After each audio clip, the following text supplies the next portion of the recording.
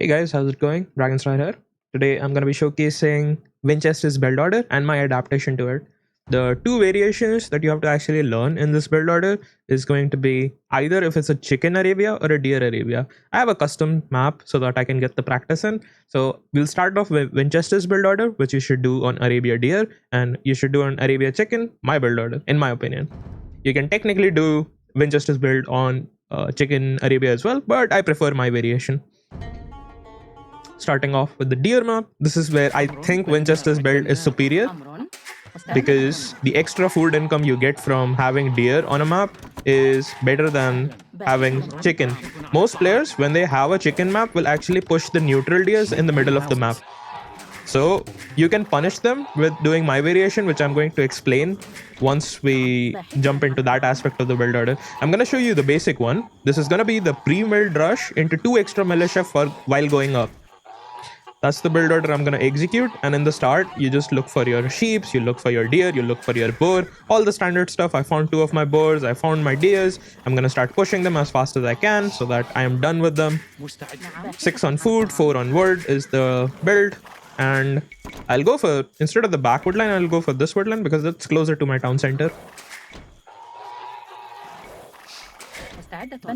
Usually when I'm deciding for going for a lumber camp placement, I'm going to base it deciding on how close is my closest wood line. 4 on wood is the next step of the build.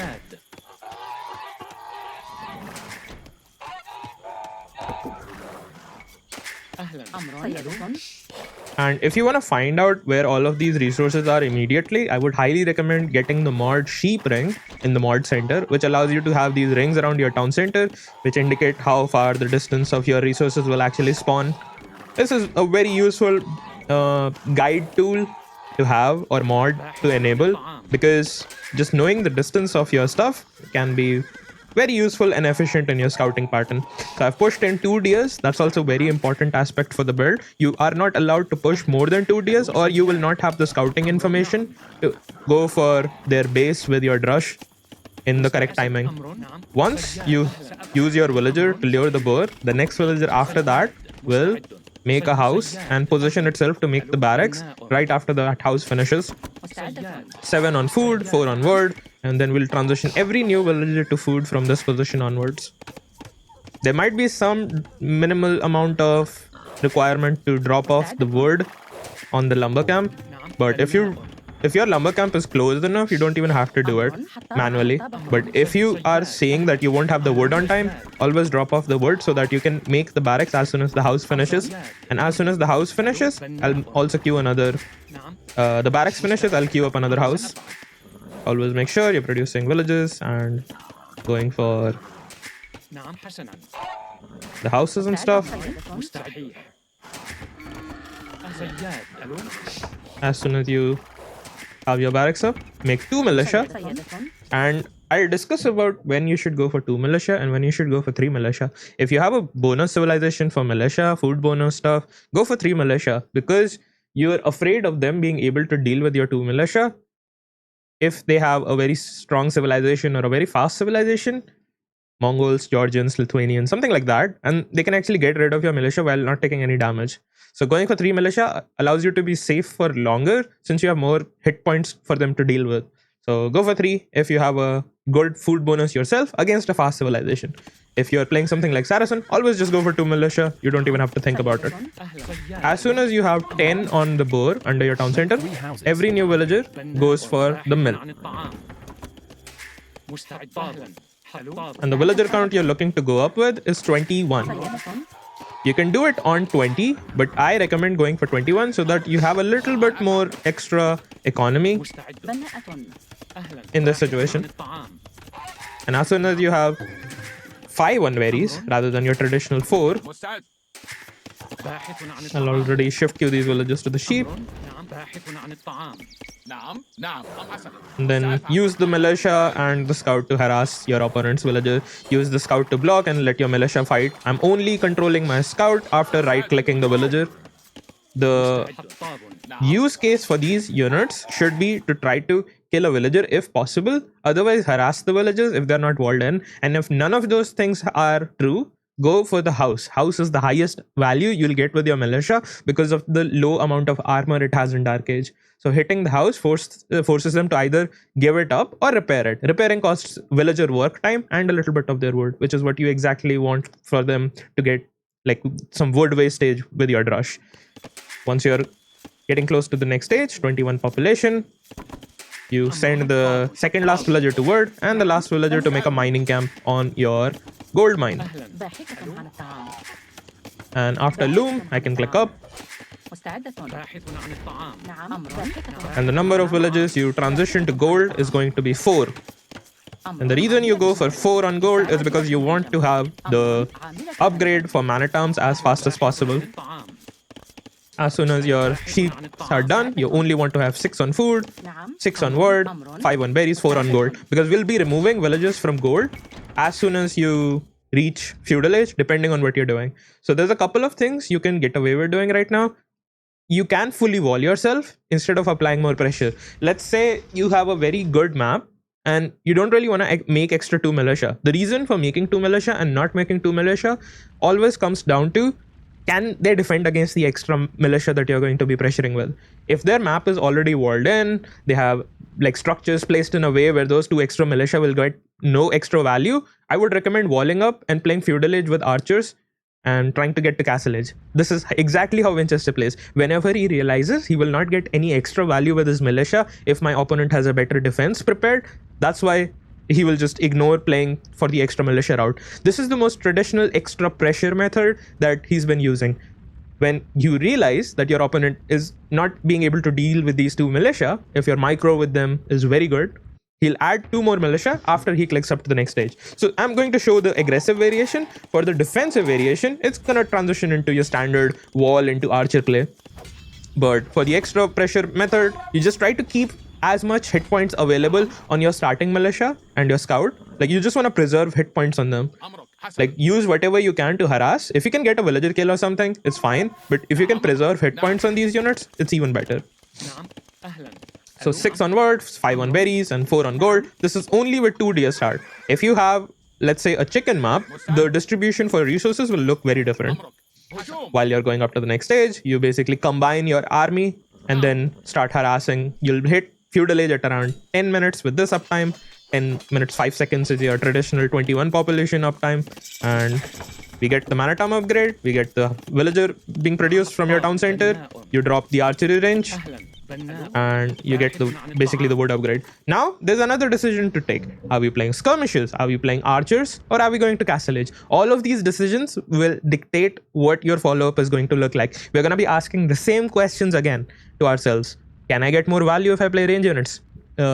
Is my opponent walled enough for me to not get any value? The classic transition is you just make archers after these with full wall and go up to castle age. If you're going to continue applying pressure, go for the skirmisher route, because mana terms with skirmisher has basically no counters until they can outproduce you. So if you're applying more pressure, mana term skirmishes. If you're going castle edge, archers.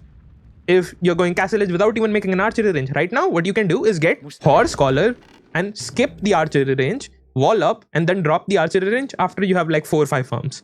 You can skip spending 175 wood and have 3 extra farms in exchange, which is the more greedy route. And the more greedy route basically depends on how much value these units can get. So you have a couple of transition timings and decisions to make based on the game state. At 10 minutes of the game, you can actually, this state is very important, because if you recognize which position you're in, you'll win the game by taking this one single decision. So I'm going to be showing the more pressure variation. This is the most aggressive one, so I'm going to continue down that line. We're going to remove villages from gold and put them on wood until you have, and I will not be going for horse collar. Vinchester likes going for horse collar. I will not do that because I'm going to go for the most aggressive variation possible. And you want at least 10-11 villages on this wood line.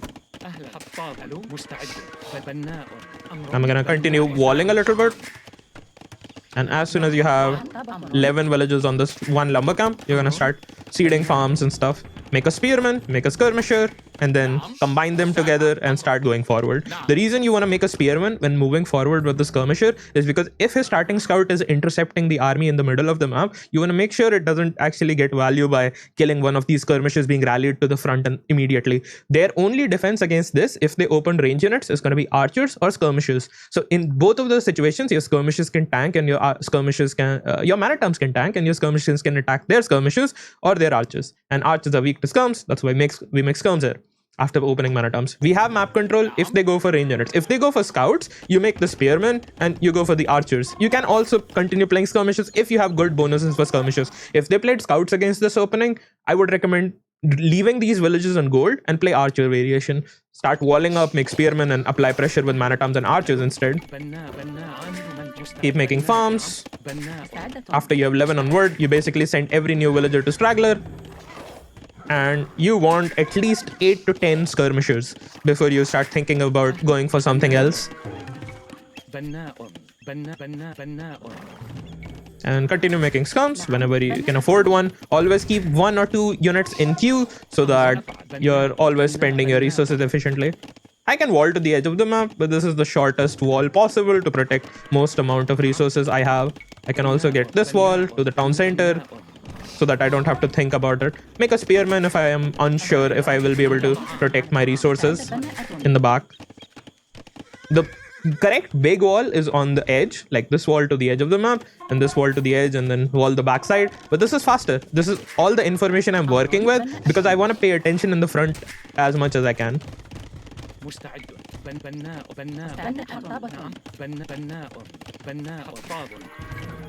Yeah, so I'm gonna wait for that 8 to 10 skirmisher number before I think about anything else. And the reason I want that many is because I can basically threaten to kill his skirmishers in one shot when I have that many units.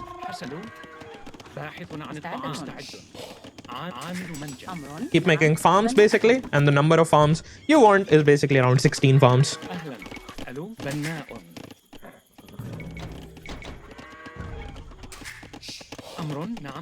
This is the skirmisher variation. Now, there's a couple of adaptations I'm going to help you guys with. So we can switch to archers from this position. We can go to castle age while playing skirmishes the entire time to play knights. It will be super civilization dependent on what your transition will look like. You can play skirmisher cavalry archers. You can play skirmisher monk. You can play skirmisher into knights. You can play skirmishers into boom. You can play skirmishers into unique unit. There's a lot of variations. You can play longsword skirmishes, also another option with some of the civilizations. Probably not with Saracens. With Saracens, we want to make a market and try to get up to castle age as fast as possible, since we don't really have any eco bonuses for ourselves until we make the market. That's why I'm showing it with Saracens, since we do not have any eco bonuses. If you can do it with Saracens for learning the build order, you can do it with any civilization you guys prefer. This 11 on wood count will just allow you to float the extra wood to make farms and make walls at the same time. I put that one villager back to gold, so it's going to continue collecting a little bit of gold for me. And the next step will super depend on what you want to do. You can also continue adding man-at-arms, get fletching, get armor on stuff. Like, I forgot to click fletching. As soon as the blacksmith is up, get fletching, of course. I forgot to say that. Like, that's one of the more important upgrades you need when playing skirmishes to threaten your opponent units. I have 8 to 10 skirmishes, and now once I have 16 farms, I'll send these villagers to another lumber camp so that I have 2 lumber camps. Your first lumber camp will be getting oversaturated. These 5 villagers will make another lumber camp once they're done with the berries. And I have 16 farms. New villagers will go to gold. And you can start making archers from this position so that you can transition into crossbow. Or you can start preparing for castle age to play cavalry archers or knights. I think I'll leave the transitions up to you based on what units you're facing. If they are making skirmishes themselves, continue making skirmishes to match them and transition into knights. If they are playing archers, you can continue playing elite skirmishes and then switch to basically knights if you have good knights, or cavalry archers if you have good cavalry archers. That's the important part about the game. You have to recognize what your civilization is good at and what their civilization is good at. That's why the build order kind of ends from here, because once you have this macro setup for double lumber camp, 16 farmers, you will have to make the decision for yourself on what you want to invest next resources in. The 10 skirmishers with the early 2 man-at-arms with a couple of spearmen and archers and skirmishers can carry you for a very long time. Once you have at least 5 villages on gold, you get wheelbarrow, and your economy will be strong enough to go up to the next stage. You make 2 farmers as soon as you research wheelbarrow, so that you go up to 18 farms. This is the perfect macro for Castle Age, so you can copy it if you want and start making archers once you research wheelbarrow. This is the timing when you have the 10 skirmishers. This is the standard crossbow transition timing for you to go up to Castle Age. The new villages will go to gold, and as soon as you're able to afford the second archery range while you're doing all of this, go for that. I'm just gonna show until the up click, and then we'll talk about my build order. The transition you actually want to play in the chicken map.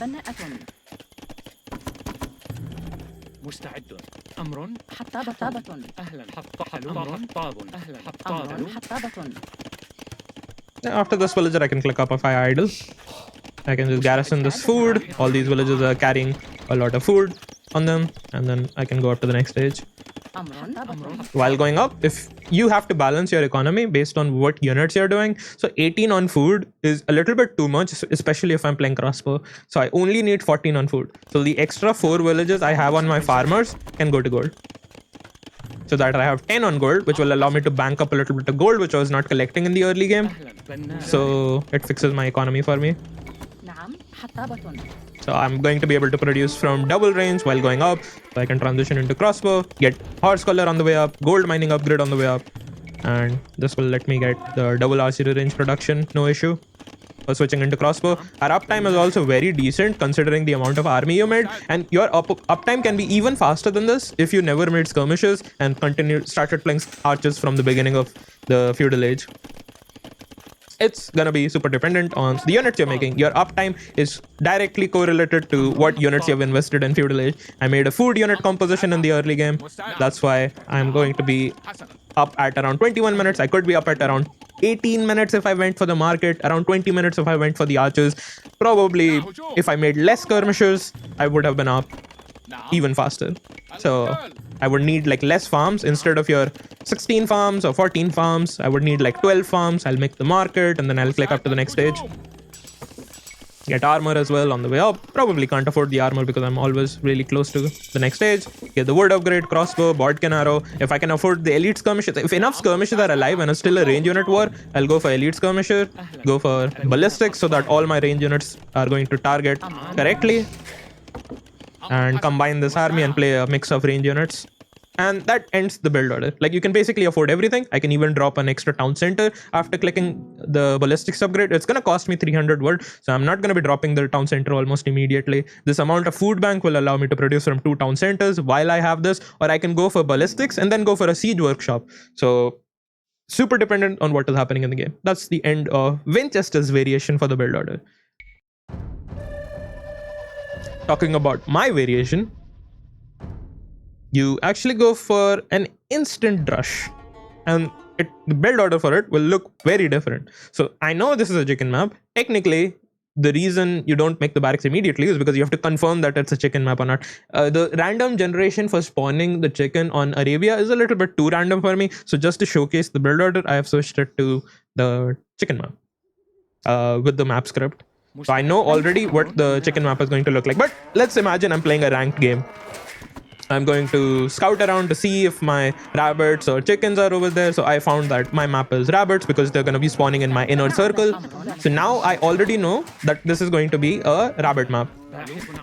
So the build I am going to do is inspired a little bit between the build I was originally doing and the Vinchester variation. And that is going to be the instant rush. We're going to make the barracks before making the lumber camp. And this punishes someone who's pushing neutral deers. That's why I recommend learning this one. If it's a cow, you go for 5 on food into the next villager taking the boar. If it was a sheep map, you go for 4 on the sheep into next villager going for the boar. So now if I lure the boar, all the new villagers will stay under the town center, and the town center villager count you need is 6 on food. As soon as you have 6 on food, new villager goes to the straggler tree. As soon as you find all your sheeps and cows and stuff, you go and, like, basically your boar stuff, you go for scouting for your opponent, This is 7 rabbits. So that's gonna be pretty useful. All the new villages after you have gone for. So the build order, I'll talk about it. It's very important that you get your dark age correct for this one. I've already found all my sheeps. I found my birds. I've lured in the first boar. 6 on food so that you have the hunt as fast as possible. 2 on word on the stragglers so that I can get the extra word income I need to get the barracks up. The next building after the first 8 villagers, the next villager goes a little bit in the middle of the map and makes the barracks. A little bit of force garrison is required. And you make the barracks as soon as you have the word. Now I'm gonna get a 3rd villager on that word until I can afford a house. I already scouted my opponent, and this part is kind of important. You have to pre-make the house a little bit and then continue building the barracks.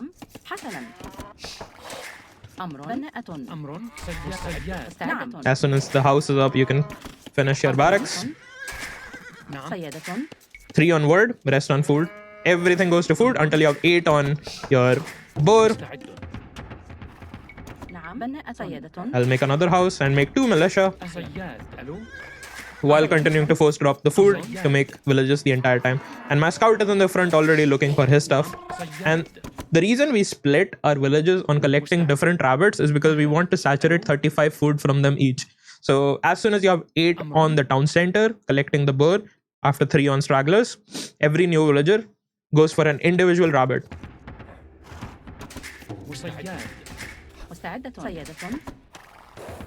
You go for 2 militia and 3 like my rule for 2 and 3 militia always remains the same. If I have a strong food bonus civilization which can do this, I'll go for that. If I cannot do it, I'll only stick to 2 militia.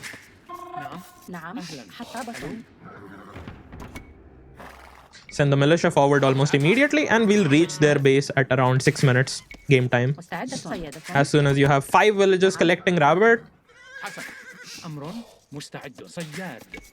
every new villager will basically stay under the town center collecting the cows. Try to kill 1 at a time. As soon as you reach their base, same thing, harass 1 villager, buy as much time as possible. This does require you to multitask quite a bit.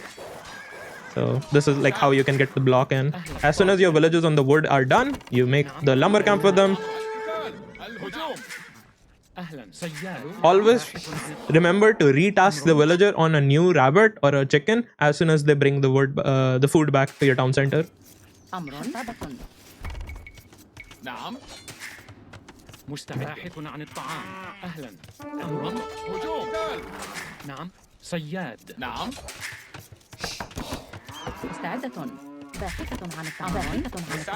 Let's start taking the cow. And once the last 2 ones are done, I'll keep these villages also under the food in my town center.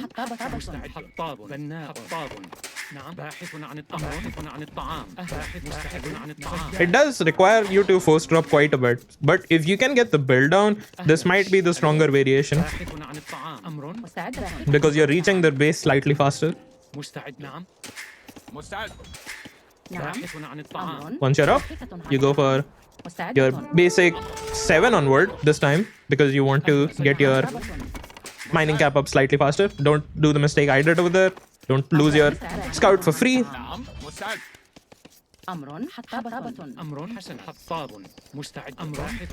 It does sacrifice a little bit of your efficiency on collecting these rabbits and going for the early stuff, but you substitute it by getting some more value by letting your militia arrive there at his base a little bit earlier.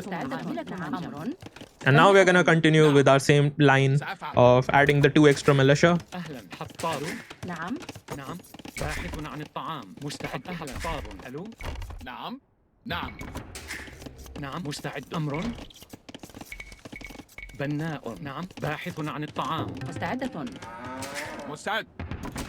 The transition from this point onward is exactly the same.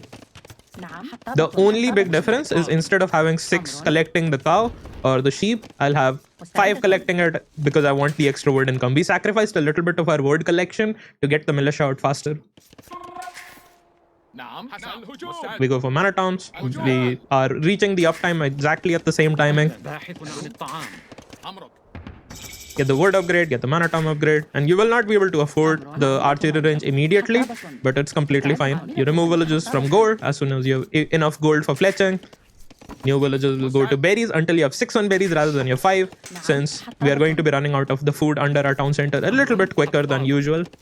As soon as you have your wood for the archery range, you go for the archery range and you start making farms once you're able to afford the 60 wood you need for each farm. That's the kind of the transition timing. Make the spearman to protect your stuff.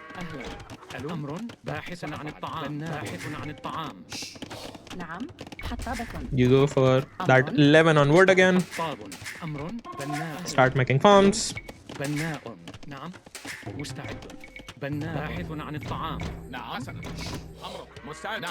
And then you can basically do exactly the same situation where you're playing mana toms into skirmishes. If you're playing archers, keep the villages on gold.